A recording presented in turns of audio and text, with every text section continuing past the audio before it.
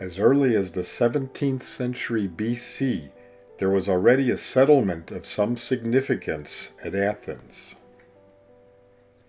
The first democracy developed around the 5th century BC in the city-state of Athens. Of a population of about 300,000, about 50,000 adult male citizens directly voted on legislation. In the 2nd century AD, Marcus Aurelius created the world's first great university. The main ancient road from the harbor to the Acropolis.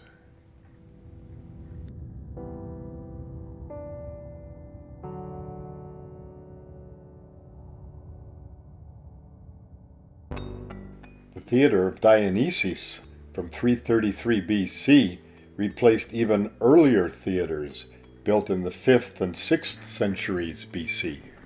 This theater was the home of Greek drama and the birthplace of the tragedy. It premiered the works of the three great Greek authors, Euripides, Sophocles, and Aeschylus. At its largest, it had 80 rows of seating, with a capacity of 17,000 spectators. They've reconstructed about half of that.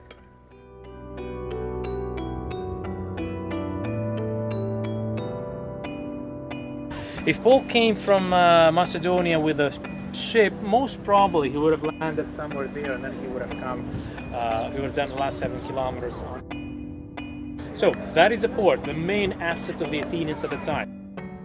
The Temple of Ephesus was built in 444 BC and was used as a Greek Orthodox church until 1834. This is the main entrance to the Acropolis, or the upper city.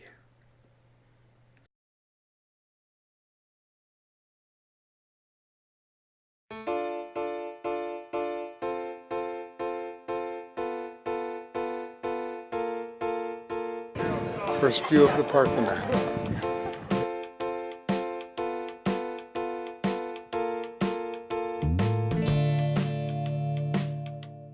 The two most recognizable buildings from the ancient world. The other one is a pyramid in Giza. And this is the oldest building in history that we know of so far, that every single person working here was paid for his job. Wow. This is a statement of the democracy, you understand. Did they have slaves in Athens? Yes, they did. Did they use them here? No. Why? Because they wanted to make a statement to the other Greeks, look what the best system in the world can actually do. This is a democracy, and this is what we can make. It does not have a single straight line or a single right angle in the building. It looks perfectly straight. That is, if you measure the difference from the corner to the middle, you'll find that in the middle is 6 centimeters raised.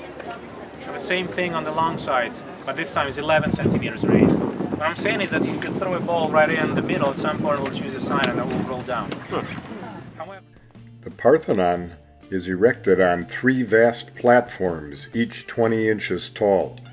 There are 17 columns on each side and 8 at each end. Each column is 34 feet high and 6 feet 3 inches in diameter at the bottom, tapering to 4 feet 10 inches at the top. think of the name of the building, it's called the Parthenon. The people who built it never called it Parthenon. They called it the Temple of Athena. A century later it was called Parthenon from Parthenos, which means virgin. So Parthenon is the house of the Virgin. The Erechtheion took its name from the legendary first king of Athens, Erechtheus.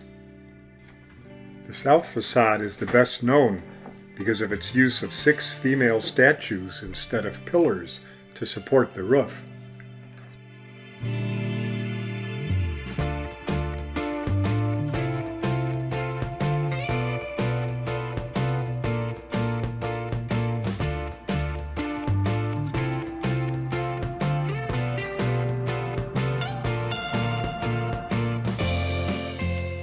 The Acropolis, or Mars Hill, is a limestone outcropping just below the Acropolis. Paul gave his famous philosophical sermon here, saying that he had noticed many altars to many gods, including one to the unknown God. And this, he said, is his God, the one true God. Many Greeks laughed at the notion of the resurrection of the dead, a very un-Greek idea, but several did attach themselves to the Christian movement and became believers. The Stoa of Attalos was given to Athens in 150 BC by Attalus II, king of Pergamum, who had studied in Athens.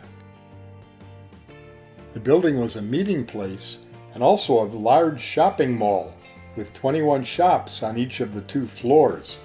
The building was 60 feet deep and 360 feet wide, and the money to rebuild it was a donation from John D. Rockefeller.